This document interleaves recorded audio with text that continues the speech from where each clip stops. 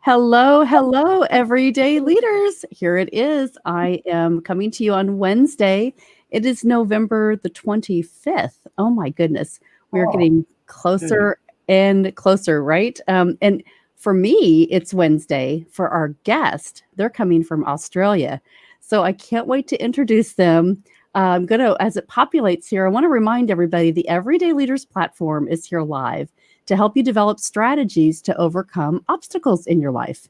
And I am bringing guests all week long. If you are watching this on YouTube, LinkedIn, Facebook, go back to Sunday where we had Diane Dick that helped us learn about how to play virtual games for Thanksgiving. So that's really great for your families and friends. And then we had Nathan Schultz that talked about elevate your purpose. And yesterday we had Jeff Hancher from the Champion Forum. And oh my goodness, he dropped gold bombs all day long. Tonight we'll have Steve Gamlin, and he's the motivational firewood guy. So it is just about adding value and bringing things to you so that you can use those and apply those to your life. So if you're joining us live, I would love for you to put comments down here as we meet these two amazing people, Stephen and Donna Fry, that have intentionally tried to meet and connect to someone new for 366 days. What a journey, right? What a journey. So I invited them on. David McGlennon said, oh my goodness, they're doing something every day. You're the everyday leaders. You need to connect. So we are bringing them on today to just share a little bit about what this is all about. So welcome, you two. Thank you for joining. Oh, glad to be here. Yeah, thank you for having us. This is excited. Yeah, So is it your Thanksgiving today? Is it it's tomorrow. Tomorrow, the 26th. Okay. Tomorrow, the 26th, which you're already in your tomorrow. So, and all week we've been planning. And so we're still under the COVID restrictions. And some areas in the United States have gone to the red zone, which means they really can't even go anywhere. They need to be quarantined in their restaurants and their bars are closing. But for us here in Indianapolis, it's just restrictions that you shouldn't have more than 5 people in your house if you're going to celebrate. And it should be people in your inner circle, not new friends, right, that you haven't seen in a while. Because in the United States, it is, it's still heightened awareness. And we have lots of friends and family that have been infected with the virus. So you have to be, very conscious that it affects all of us in different ways. Yeah. But, so how was the update? I always get Greg Storch from Italy. He tells us about updates that are happening in Italy. So what are the COVID updates in Australia? I think we're quite unique. We're an island in the middle of nowhere, and we're not that populated. So they've done quite a good job of putting us into lockdown at the appropriate times. So we seem to be we seem to be out of it at the moment. It's been a great process of change and an interesting observation of how people react to things. For sure. Yeah. Out of lockdown, but probably not quite 100% out of the woods because there's still just, that odd case popping up here and there. So everyone's still being very careful and it's good that most people, I think, are just doing the right thing, following the rules to keep it at bay. Mm-hmm. So I love that you're keeping safe. I want to know, on your journey, when you started this idea, and I've posted some things in the post to all the platforms, but take us back on your journey of really what your life started like, because you guys weren't always connected. You're reconnected. This is kind of a love story. I just absolutely love this. And the things that you have created together. So walk us through this. I'd love to. Okay, so I usually start with, we got married in 2015, but we actually went to school together back in the late 70s and early 80s. And so we were in a small country town in a one class per year school. So we're in the same classroom for 4 years, never spoke a single word to each other. We both rode horses at the same pony club and the same events, didn't even know each other was there. So yeah, it wasn't love at first sight or high school sweethearts or anything like that. So we left school, went separate ways, married other people. We both had 4 children each in our first marriages, 2 girls and 2 boys each. So, you know, very well planned. And yeah, then as the years went on, both sort of went through that same situation of marriages failing and ending up. I was a single mum for quite some time and never really expecting to you know, meet anybody else. And then in 2012, I got a little random message on Facebook Messenger from this guy I used to go to school with, much to my surprise. And I thought, oh, what does he want? So we just started a conversation, and 3 years later, we got married. Kind of, yeah, we just really hit it off, I guess. So had a lot in common. And the year we got married, 2015, was also the year we both turned 50. So, you know, we relate to your turning 50. What are we going to do different kind of scenario? Because that's what we thought. Here we are, turning 50, getting married for the second time. You know, what are we going to do now to change what we've been doing for the past 50 years? Because where we are in life now isn't really where we want to be, apart from finding each other and thinking, yep, we've got a second chance now, so what are we going to do? Mm-hmm. Yeah.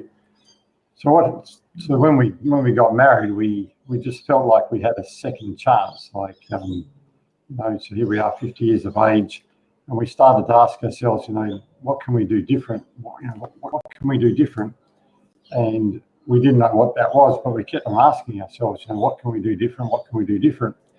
And that led us to someone in Adelaide, where we live, the city of Adelaide, recommending that we should go see someone who lives in Melbourne, which is a 9-hour drive from us. And this guy, my background is an engineer. That's all I've ever done, all I ever know. I refer to myself now as a recovered socially awkward engineer. So it gives you an idea of what I was like. And we drove to Melbourne to sit down with this gentleman and his wife. And the reason that we were recommended to see him is he was also an engineer, but he retired from engineering, so to speak, back as a 29-year-old back in 1987. So very successful in business. And when we had a chance to sit down with him and ask some questions, one of the questions I asked was, you know, we're 50 years of age. I've been an engineer all my life. That's all I know. My whole self-esteem is tied up in being an engineer. What do we need to do to change? Mm-hmm.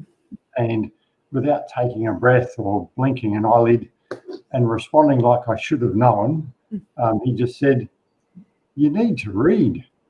And that sort of threw me back a bit, because I hadn't read since I left university back in 1986. You know, I thought that's where learning stopped. So, and then he followed it up with, you don't have to like it, you just have to do it. He said, here's some suggested books, go away and read 15 minutes a day. Okay, so we drove 9 hours back to Adelaide and started reading. And it's interesting that he said 15 minutes a day, because if he would have said, read an hour a day and, you know, let me know how you go, I'm pretty sure he wouldn't be sitting here today, because that would have been just too much for us. So, sure. And we did exactly what he said. So that we had almost an alarm clock or a timer on your phone that went off when 15 minutes was up. So it was like, I'm done. Give me 15 minutes. That's what he said to do. But over time, that just grew into a habit. Like, not realizing that if I did it 15 minutes a day, it would become a habit. And then that habit we then learned how to apply what we read, not just read to consume. And that was part of learning then that, you know, communicating with people was such an important thing to do. And so I got to the point where, how do you communicate with people? I've got to learn how to better communicate with people. How do I do that? So one day, of all things, I searched online and I typed in, how do you meet people? Of all things. And up popped this story about a guy in Seattle who 5 years ago, I think it was now, went around Seattle and took a photograph of someone that he met every day and put it on Instagram. And we thought, what a cool idea. Could you imagine meeting someone new every day? And then what happened? And then the mind takes over, because you go, what a cool idea. Imagine meeting someone new every day, and you go, that's exciting. But then the other part of the brain goes, look, my hand there, the other part of the brain goes, well, what makes you think you can do that? Well, but it'd be such a good idea. Yeah, but you don't even like speaking to people. So for 12 months, we just wrestled with this idea of meeting someone new every day. It took us 12 months, I guess, in hindsight, to develop more skills and to develop that confidence we could actually do it every day. Yeah. And so then the hardest thing was actually starting. Yeah. So that's how it came to be. Well, thinking about that, saying it took you 12 months, first of all, there's two things, right? Studying a little bit, so taking it out in bite-sized chunks so you don't have to take it all in once. And then knowing that you took 12 months to study this, right? And saying, how are we going to plan to do this? How are we going to attack it? Which I think is really important for people that are trying to create something new and sustainable that will mean something. And so what about that fear? Like, how did you overcome going, well, studying that for 12 months, did you ever feel like, maybe we just shouldn't do this? This is kind of interesting, but maybe we shouldn't do it. No, there was just an overwhelming desire that we've got to learn how to better communicate with people, and it's not like we have all the time in the world. Like, we just don't have all the time in the world. Like, we just can't, take.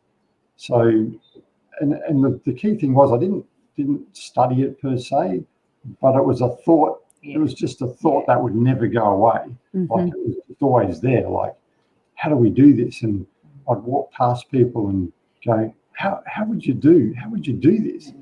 And then we're at an event in the city. So one of the things we did do for about a year before this is we went to nearly every event we could possibly go to, just as a way of learning how to communicate with people.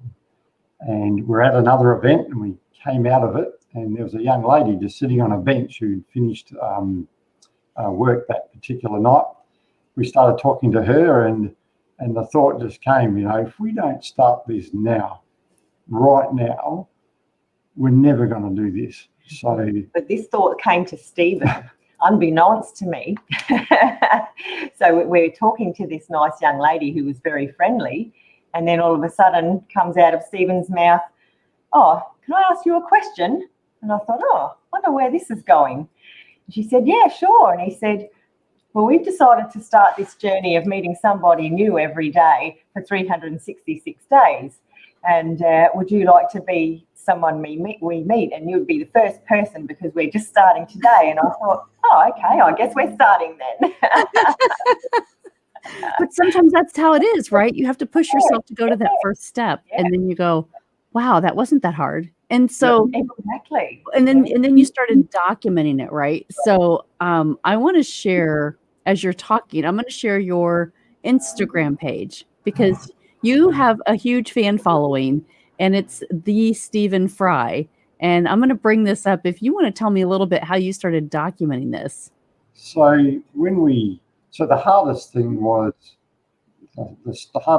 the starting, to get over that hurdle to actually start. And then how this went, it was completely different to how it's ended up. So when we started, we were physically meeting people every day.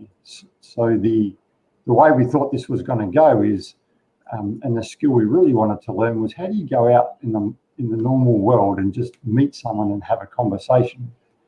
So for 100 days, we went out around the city that we lived in Adelaide, said hello to enough people until someone would have a conversation with us, and then we would get a photograph with them. And that went on for, we did that for 100 days. And so every day we just got up, had a look at our diary, when can we go? What time can we allocate to go out and say hello to people? And that, as I said, that went for 100 days. And then the last guy we met face to face was a guy busking in the mall of the city we lived in, dressed up in a banana suit. So here I was getting a photograph of the guy in a banana suit. It's actually a video of Stephen dancing with Banana Man. Yeah. And then the next day we went into lockdown. This was back in March. So we went from being able to go out and physically meet people to, not even able to leave the house. So then we thought, we're 100 days into this. What are we going to do? Like, we're pretty well committed to meeting someone every day. How do we make this happen? So we went on to LinkedIn. I can't remember exactly why, and we found people on LinkedIn where there were people reaching out saying, "Hey, look, we're in lockdown. If you'd like to catch up via Zoom." So we started connecting with people that wanted to connect with people via Zoom, and then it just, we started connecting with people via Zoom locally. And then it just don't know what point, but then we started speaking to people overseas, and then it just because I think what happened then was that on LinkedIn we realised that there were a lot of people and a lot of groups sort of running just events and things, and they all sorts of interesting names of what this group was doing, and we thought, let's just join a few events. That's a great way to meet people. And so after we'd done that a couple of times, then we had, I guess, a list of people that we could connect with and say, hey, would you like to be part of our journey?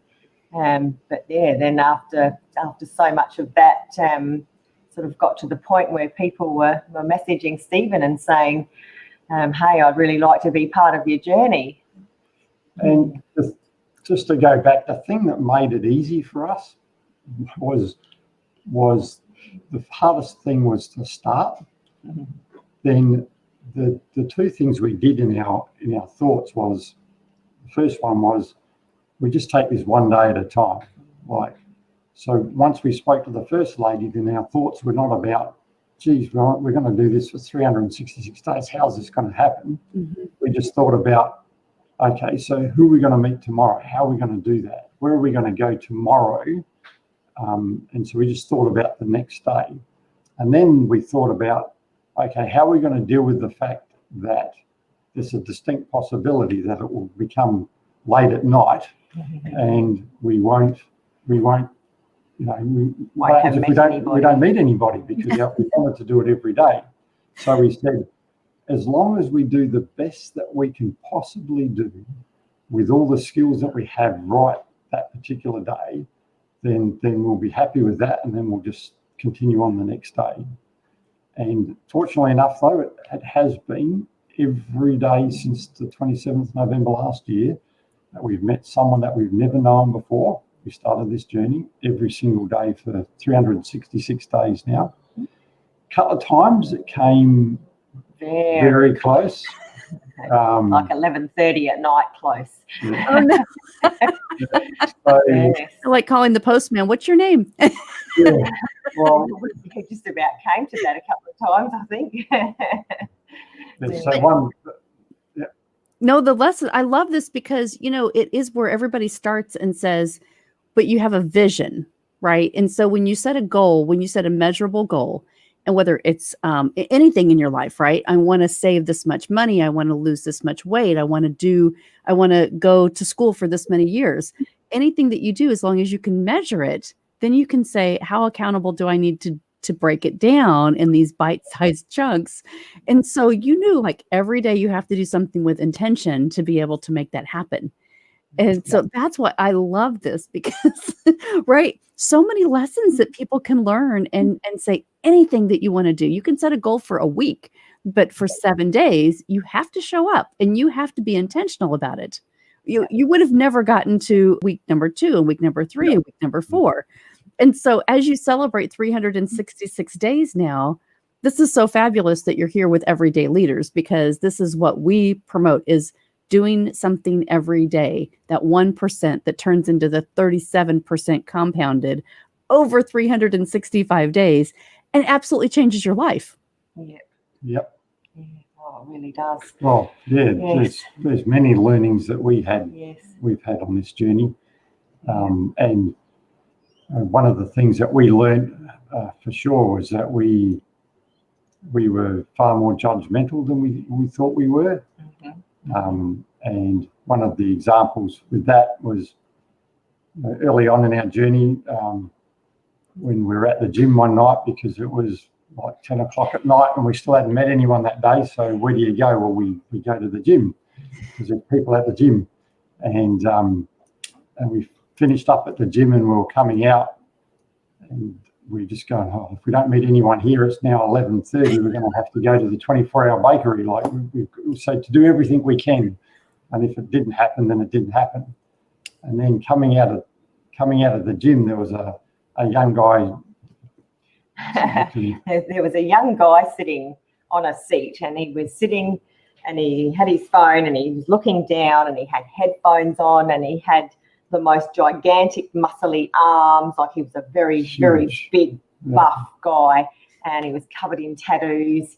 And I looked at him and I just, my immediate thought was just, oh no, we're not going to talk to him because he looks scary and he might get mad at us for interrupting him while he's looking at his phone.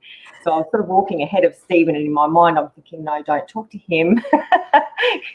and then I hear him, you know, in a loud voice say, gee, mate, you've got big arms.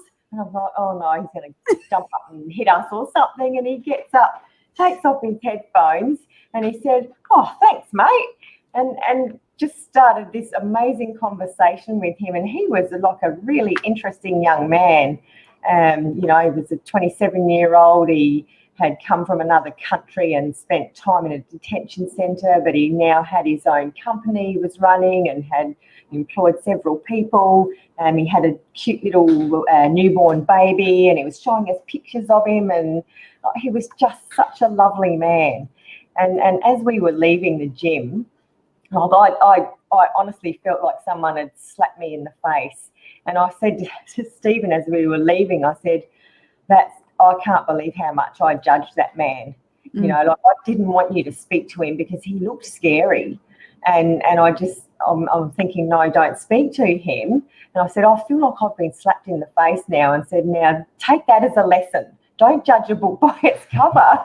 The lessons, right, on the biases that we have, and especially now through COVID, because we've all been so isolated in most of the world. And so now when we go back out, it's kind of, we have this sensitivity, right? And we're like, oh, we haven't been around that in a while. So maybe we have these biases that we just need to be aware of.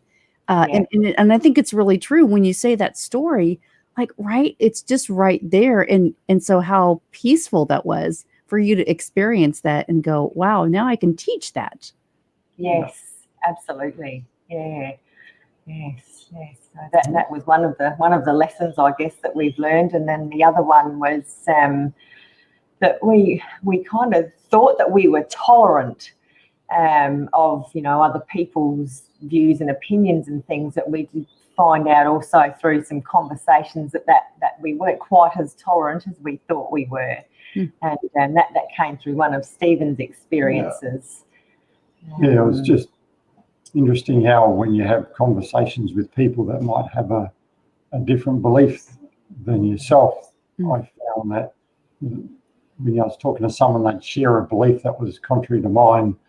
For some reason, my mind sort of froze. So I'd be having this great conversation. I'd hear something that would wrestle with my spirit, so to speak, and then like I'd freeze up. And that happened again one particular night when we were out at a quiz night, because people are at quiz nights. And I spoke to one of the young girls serving at the quiz night, serving drinks and food. And I come back and said to Donna, like, I just can't believe that I was having this conversation. I got a photograph with her, but how much the conversation changed during the discussion and what happened to me. And I felt so wanting to like, don't know what, make it right. To make it right, I guess, yeah. So when the young lady walked past us again, I said, do you mind if I asked you a question? I spoke to her. I let her know what the thought. I apologised for the conversation, and if she had, you know, the fact that I may have changed during the course of it and spoke to her about how I felt. And it was just interesting to go a little bit deeper about understanding her a bit more and where she was coming from. And again, you go out to the car and you sit in the car and you just go, wow, why does that happen? Yeah, so it was a very interesting learning experience. Yeah. It's such a weird thing to have to be confronted with that, like you're judgmental and you're intolerant of these things, and we had some really good discussions, and we said, we have to get past this. We have to look past people's differences and say, well, but that's normal and it's fine, and we can't be judgmental for things like that, because we are all different as human beings, and we are going to have different beliefs, different values, different perceptions and different opinions, and we had to learn that was a normal thing. I mean, we already knew that, but it was just funny that the reactions when it came into a conversation. So that made us very mindful when we converse with people, of just not reacting or even thinking in our own minds. If somebody said something and it was totally different to something that we believed or thought or whatever, it was about that seeking to understand. And you probably haven't mentioned that yet, have you? About how So what impacted us and what I share with people when they go, why do you do this? I said, the whole purpose of doing this was to have conversations without an agenda. Mm-hmm. So it was just to have conversations, and really it's summed up in Stephen Covey's book, The 7 Habits of Highly Effective People. If you haven't read it, and if you can grab a copy and just even read Habit 5. Habit 5 is a communication habit, which was seek first to understand before being understood.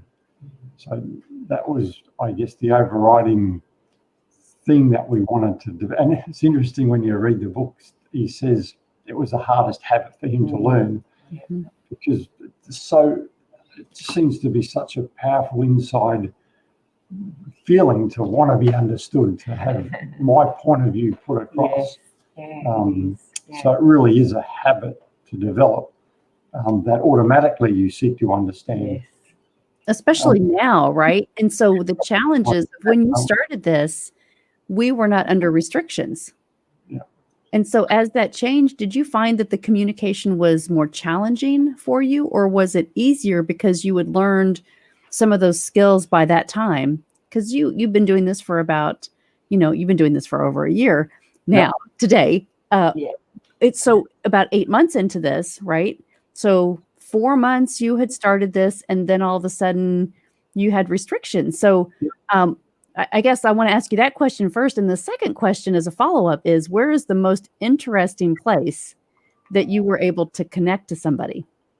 Like physically, what was the most memorable place that you connected to somebody? Yep. So just the question that was asked of us, to maybe help explain it, was, is it better to talk to people face to face, or is it better to speak to people on Zoom, or Microsoft or Teams, or whatever it is that we use? So, and the way to answer that is, like, meeting people face to face is a skill that we wanted to learn, because it seems like it's disappearing in the world. Like that the skill of people just to go out and learn how to interrupt someone that they don't know and start a conversation was something we wanted to learn. And you don't get that, like, connecting with people on Zoom. But also, if I can just add, the part of that was in having that conversation, learning about the other person and understanding the other person. Because when,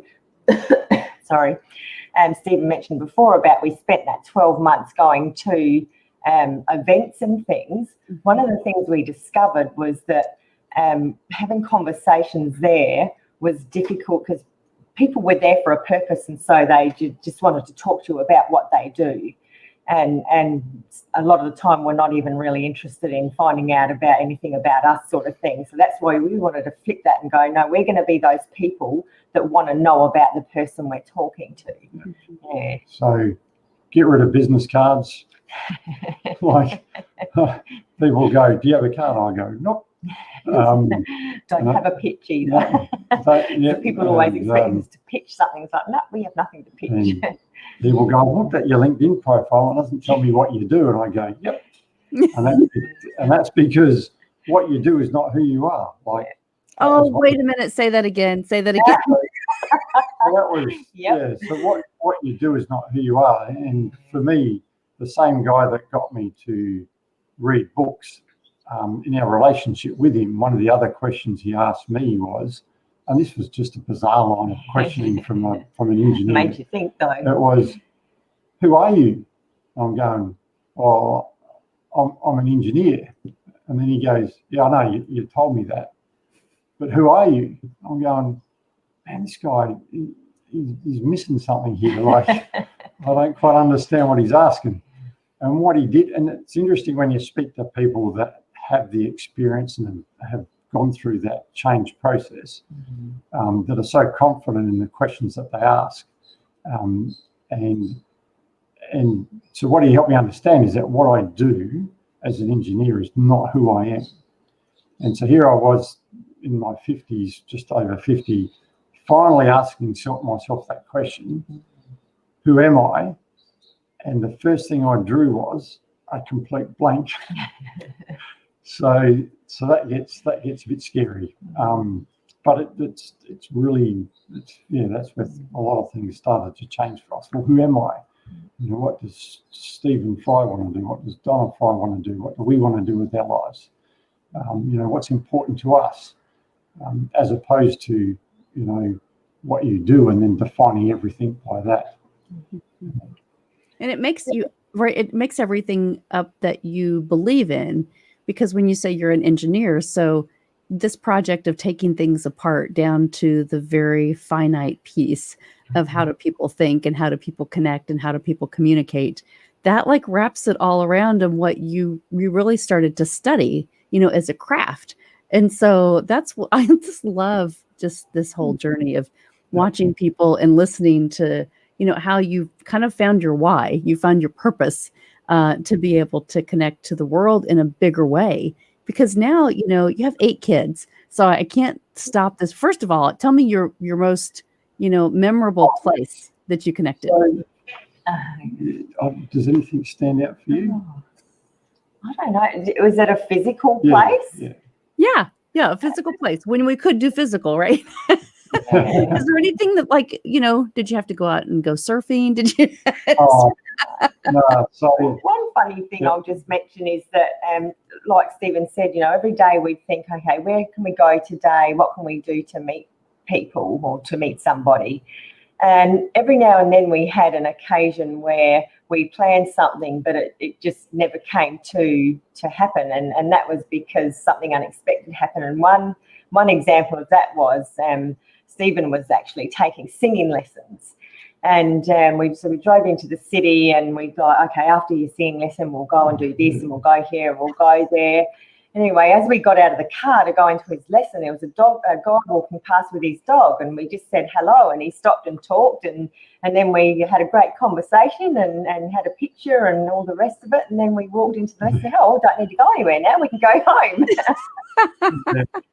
Yeah, so that happened a couple of times. I remember one day, just, you know, well, let's go for a walk. And we'll meet somebody on our walk, because there's a lovely place, you know, near where we live that we can walk. There's lakes and things. And all right, so we'll go for a nice long walk. And we got ready and we walked out the door around the corner, and there was someone, and we talked to them, and that was it. And I was like, oh, okay. I guess we could still go for a walk though, but, you know, we don't need to meet anyone anymore. But I think on some occasions, because of that, we met more than one person, but physically that was pretty rare. Yeah. And another question we get asked a lot is, who's the most interesting person that you've met? And the thing there is, like, everyone's interesting. Like, everyone has a different story about, and everyone has a different path in life that they've gone through to get where they are. So everyone's interesting. Everyone's unique. Everyone has something we can learn from them. So that's not a question I can answer, because every single person we've met is interesting. Is there a thread? Do you think there's a thread that connects every single person? Yeah, well, yeah, because I think so, because this is what we got out of it. So we can only say what's affected us, but some of the people we met on our journey had overcome like incredible obstacles. So, and what that allowed us to do is some of these people we've gone back to and recorded their stories, because they're like, oh, this is just amazing.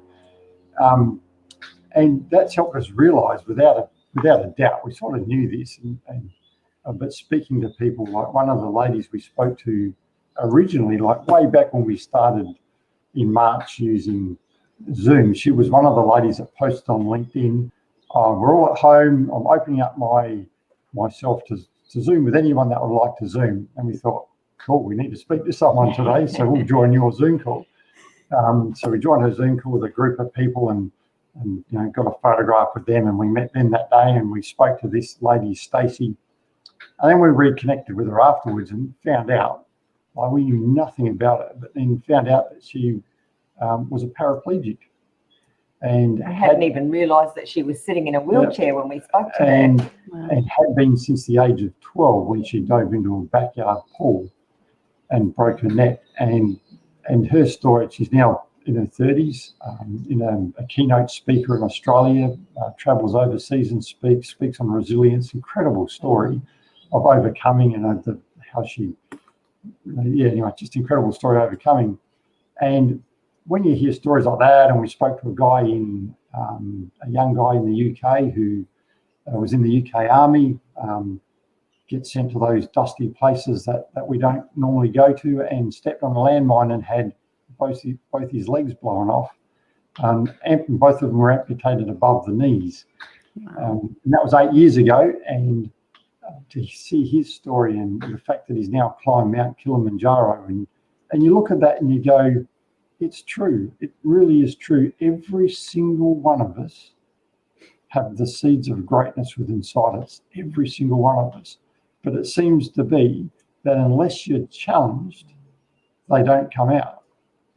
And then I remembered an audio I heard of Earl Nightingale, who I think was the one that John Maxwell first got the idea of, learning an hour a day. And this audio of Earl Nightingale's on YouTube, and it's called The Strangest Secret. It's worth listening to. And there's a bit on there where this is what he says, and this is what impacted us through this journey, and it sort of tied it together. He goes, it doesn't take a lot of brains to make a living today. And I thought, that is so true. So I go to university, I develop the skill to become an engineer, but I go to and from work every day, but there's no challenge. Like there is no challenge you have to overcome, significant challenge.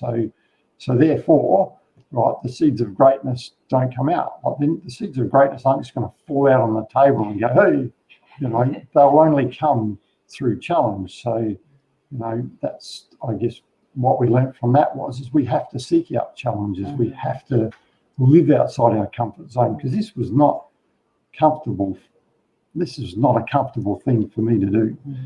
And there's a whole story before this. Like, there was a point of time a few years before this journey where the first thing I had to learn was just to say hello to people. Right, that was the starting point, like just to look at people in the eyes and say hello. I couldn't even do that. So that's where it really all started, was just to learn to say hello.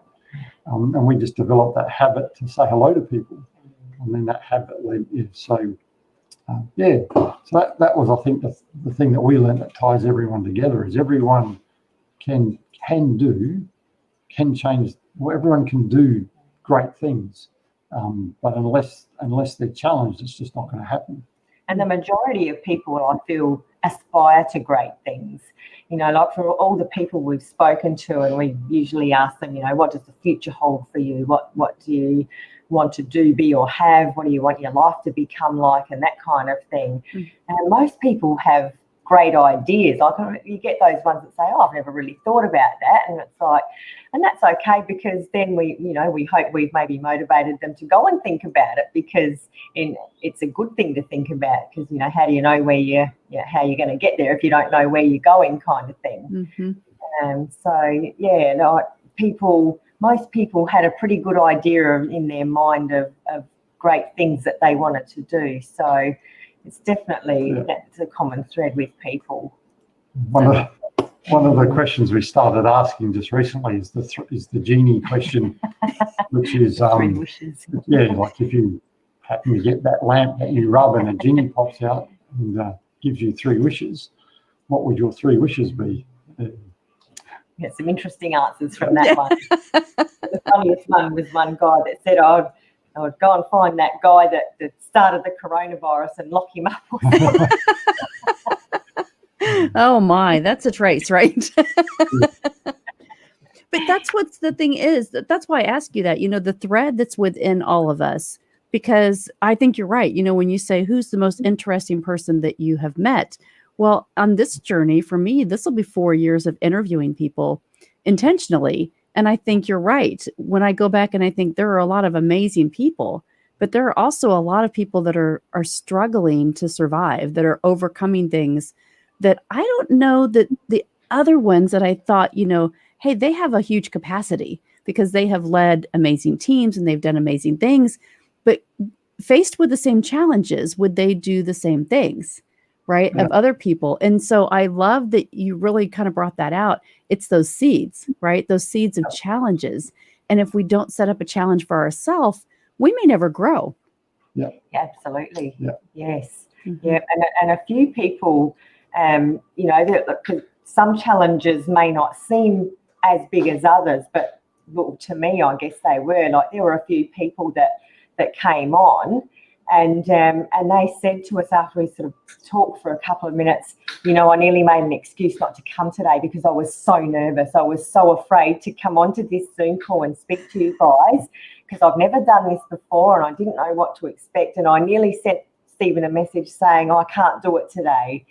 And they did. And I mean, that's overcoming, just that, because even just something that's simple to some people can be a huge daunting task for other people. So, I'll congratulate those people for not taking the easy way, and for actually, getting out of their comfort zone and going, okay, I'm going to do this even though it's scaring the heck out of me. And the thing that we still getting our head around is that we'd get on to talk to people and they would start with how so much they're looking forward to having the conversation, and that they've been excited for over a week. And I'm going, but it's just us. Right? And what we didn't really understand or anticipate is the desire for people to connect, to want to talk to people. And we got to a point where someone asked, again, people asked me, how do you select, how do you select people? And we always said, we'll talk to anyone. And this is, I guess, the thought that we had, which caused how it ended up, was people will go, I said, we'll talk to anyone that wants to talk to us, not realizing that not soon after that, more people would want to talk to us than we could allocate time for. So how it's ended up is, by the time we finish today, we will end up speaking to plus or minus a few, around about 800 people in the last 366 days. Wow. So, it's been quite definitely amazing. Not what we imagined at all, but yeah. See, that lesson is, when you start something, you could, if you do that 1% every day, if you think about it intentionally, you're going to have such greater impact than you could have ever imagined. And think about the people that you helped overcome their fears of doing the same thing, just because you decided, we're going to step into this and we're going to challenge ourselves. I guess that's one of the things that I guess kind of when we started to realise that, it was quite humbling, because we feel like we almost started this selfishly, just wanting to improve ourselves. You know, this whole journey was about us, and we want to get better at doing something. So let's go and start this journey. And then we began to realise through what people said that we were actually adding value, and people were feeling inspired, and you know, people would come and say, oh, I've been so excited, it's so exciting to meet you guys. And we'd be like, wow, this is just like, we did not expect anything like that at all. It was, yeah, very, very humbling, but really made us appreciate the power of reaching out, of connecting, of just listening to people and asking them about themselves, and, you know, finding out, you know, and especially when coronavirus happened, you know, like, how are you coping? You know, because some people in some countries were just, and still are, going through huge challenges and scary times. Mm-hmm. And they just really appreciate being able to come and tell somebody, you know, like, this is happening and it's a bit scary, but yeah, just is there a country that you didn't hit? Did you get all your countries? Or No, we didn't get all the countries. Yeah. I'm geographically challenged, so I wouldn't even know. But I'm actually getting better at figuring out where places are now. That's another benefit of this journey. You guys are amazing. I've got another comment here. I want to make sure that we have. Oh yeah. So, you know, people are following here, making comments. So, you know, this is so great, because I think for everybody that's watching or that's going to watch this on the replay, you know, tell us where you're watching from, if it's LinkedIn, YouTube, Facebook, but send a comment to them. And I'm going to put the Instagram page back up here, because I think, you know, following people, giving you encouragement too, to say, let's keep doing this. Like every day when you meet someone, and that it's new, and that starts your journey to have an open mind about any of the challenges. This is the whole page that I'm going through here, day after day, all these recorded interviews. But the thing is, right, we can all do this. We can all start a challenge in our own life, something that we say, if we could do that, what are the steps that we would need to take to plan the next baby step? and then plan a little bit bigger. And then being consistent and intentional, planting those seeds to be able to make an impact. An amazing, amazing story from you guys. And I just absolutely love that you came on Everyday Leaders, because you guys have been doing intentionally every day things that we encourage anybody in the world. You can do it. Right? You can do it. It doesn't take an engineering degree. It doesn't take anything except for getting up and saying, I'm going to be accountable to this. And I see a goal, and I want to accomplish it. So amazing. I want to ask you real quick about your kids. So each of you have 4 children. Yep. Yeah. And so what did they think about this whole journey? The funny thing is, there's only one of them actually living with us at the moment. Her thoughts are probably like, oh, Mum and Stephen are on Zoom again. Yeah. I think if any of them actually think about it, they probably think it's pretty cool and fun. And yeah, I don't really know that they think a whole lot, to be honest. What do you think? I guess they don't. For us, one of the things we really want to do in life is to create. What I'm trying to say here is that we really want to create in life an environment that our kids want to come to. It's one of our dreams. So we look at them not understanding what we're doing, but knowing that at a time in the future, we want to get to the point where if we create an environment that they want to come to, we want them to go, we can see this in the future where they'll go, they want to come to Mum and Dad's, as opposed to over the holidays, have to go to Mum and Dad's again.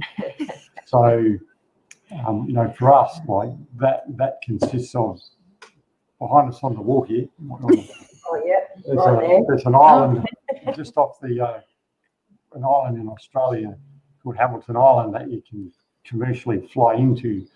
So we can leave our city here in one stop, end up on this island. You get a little buggy to go to where you stay.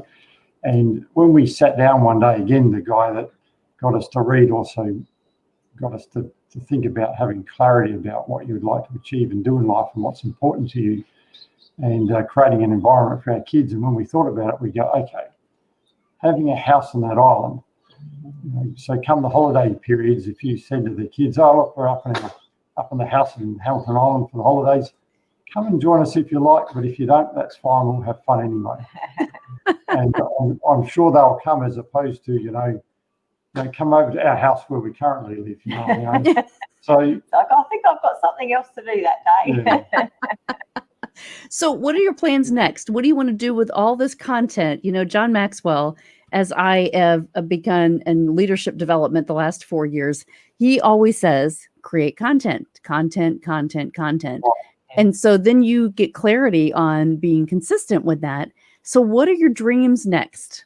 Well, there's a path we're going down outside of learning how to communicate with people, but learning how to communicate or continue to communicate with people is something we want to do. Yeah. So our plan was not to, because we were focused on doing something every day, our plan was to go to our favourite island, and we were leaving tomorrow morning at 6 a.m. to fly up there and spend a week there. But a week ago, there was a new cluster of the virus here in Adelaide. So they locked down the states, borders, and all the borders, other states in Australia have shut their borders to us. So the idea was to go there and spend a week just to reflect on what we've done and think about what we want to do next. So we're still going to do that. It just won't be there. Find somewhere a bit closer to home, but we want to reflect on everything we've done, and put something together. A lot of people keep asking us, are you going to write a book? And the answer right now is no, but that doesn't mean we never will. But I don't know, it's just not a thought that we've had. We sort of haven't felt called to do anything like that. There's a lot of other things, like Stephen said, we have other focuses outside of the journey, and so maybe in 5 or 10 years, who knows. There's definitely going to be something else to follow up. It won't be as intense as what we've been doing, because it was very time consuming. But they'll, like Stephen said, we definitely want to keep connecting. It's just something that you need to do. It's a wonderful thing to do. It adds so much value to our lives and apparently other people's lives as well. Well, you could do a workshop and you could fly people out to where you want to be, and they would totally come to learn your journey, learn how to do that, right? And so I encourage you, and I want to invite you to always come back and be a friend of Everyday Leaders, because this is amazing to kind of celebrate and watch people blossom, right? When you start with one thing, then we realize that that's how we really do everything, and we have intentionally designed it so that we can be successful. And so I can't wait to see what happens next, because I know it's going to be amazing, and with the intention that you have and this cute love story, I think that's adorable, because that's your passion. And you say, when you come back to this, there will be things created that I think you're going to gain some clarity when you start reflecting. And so just excited to have you all in this journey. What would be one thing that you would encourage people to do that are just waiting? They haven't done it yet. It's Thanksgiving here in the United States, and everywhere in the world, we're getting ready for the new year. So what do you want them to be challenged with? Yeah, well, it'd come back to the way I was challenged, for sure. And some people might already be doing this, but really is read. Like, as Charlie Tremendous Jones says, you and I will be the same people as we are now in 5 years' time, except for two things: the books we read and the people we associate with. And and that's where thoughts come from, and you become what you think about. So if you're not developing stimulating thoughts, then you will become what you think about, which will be what you're thinking about now. So without a doubt, giving yourself input from books and from associating with people that have gone further in life than you have is what will stretch and grow and give you thoughts. The other thing is to get clarity around what you want. You know, like what Simon Sinek always talks about, find your why. What is your why? Because we had to do that, and that was one of the things, you know, when Stephen talked about what I do is not who I am, and then it was about finding out who we are and also what we want. What did we want our lives to be like? Because that was the question, you know, when you meet people, it's always, what do you do? It's never, what do you want your life to be like? You know, what's your biggest dream kind of thing? So we had to spend a chunk of time one day actually sitting down and just brainstorming and in our own minds and going, what do we want our life to look like? Because until you know a picture of what you want your life to be, you don't know how you're going to get there. So that's something that we would always encourage people to do, is just figure out what it is that you want your life to look like. And from there you can, you know, go backwards and figure out a plan of how you're going to get there. I love it. Find your why. Simon Sinek is one of my biggest, he's on my list, right? I say I'm going to have him on the show at some point because that would be awesome. I really believe in this. And I'll tell you a quick story as we close here. But I met Simon at a John Maxwell Live to Lead conference several years ago. And I had just taught a group in Germany. And I don't speak German, but I was with a medical device company, and my assignment was to go over and train all of these different nationalities, actually French and Polish and Belgium and England. And so we were all together, and we had to really develop a program to help them understand sales strategies, you know, from distributorship to direct markets. And so I thought, what a great way to open it up with Simon's Start With Why.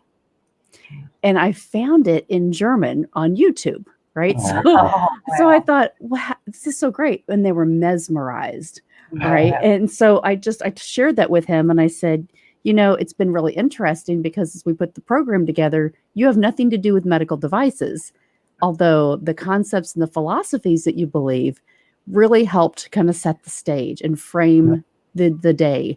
And so I love that. And when you mentioned it, I had to just share that story, because if we don't understand our why, and I think purpose-driven people say, oh, I knew what it was when I was little and I've tried to develop it. But if you really don't understand how to use it, right? You may say you want to help people, but then if you really understand why that is important to you, then the how starts to just kind of the mechanics of it as an engineer, right? The mechanics start to happen and it unfolds. So I really want to leave with that encouraging thought for you guys to, you know, it's finding that purpose and finding that why, and then everything else will fit into place. And Stephen and Donna, thank you so much for joining Everyday Leaders today. This has been a wonderful, wonderful hour spent with you. And I just want to encourage people, if you haven't followed them, go to the YouTube page. You can go to Instagram, the Stephen Fry. LinkedIn is Stephen Fry. Do you guys have YouTube? Did I say that wrong? No, we don't. No, not yet. Okay, so that's an idea. Right? But you can go on the Everyday Leaders YouTube page and watch this. You can be on LinkedIn or any of the Everyday Leaders groups. I've also invited them to come into our Everyday Leaders group on Facebook so we can continue to connect with them. And I want to encourage people, right? Here are the holidays. Do that one thing, that 1% in your life that you can start consistently. And you can do it for 365 days. And think about the 37% return that you will learn, gain clarity, and do something phenomenal in your life to add value. So, you guys, thank you so much for joining today. This has been really amazing. Thank you so much for having us, Melahni, and we love what you do. It's awesome, and we just appreciate you sharing us on your show today. Thank you. Yes, you're welcome. Come back anytime, okay? Will you come back and share with us? For sure. Absolutely. Love to. All right. Thank you so much. Have a great day. Thank you. we're in the evening and you're getting ready for your day. So thank you very much for spending time with us. Yes. All right. Bye-bye.